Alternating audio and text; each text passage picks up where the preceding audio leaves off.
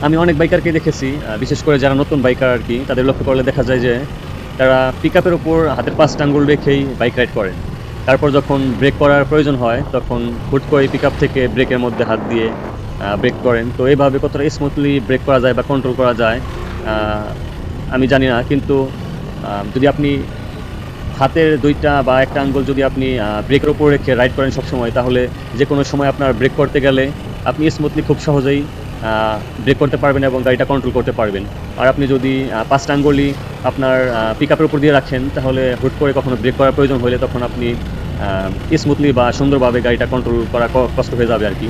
আমার যেকোনো ভিডিওতে লক্ষ্য করলে আপনারা দেখতে পারবেন যে প্রতিটা ভিডিওতেই আমার হাতের অন্তত ১ টা আঙ্গুল হইলেও ব্রেকের মধ্যে থাকে। তো এভাবে যদি আপনি ১ টা আঙ্গুল বা ২ টা আঙ্গুল যদি ব্রেকের উপর রেখে তারপর রাইড করেন, তাহলে খুব ইজিলি এবং স্মুথলি বাইকটা যখন তখন ব্রেক করতে পারবেন এবং সুন্দরভাবে কন্ট্রোল করতে পারবেন।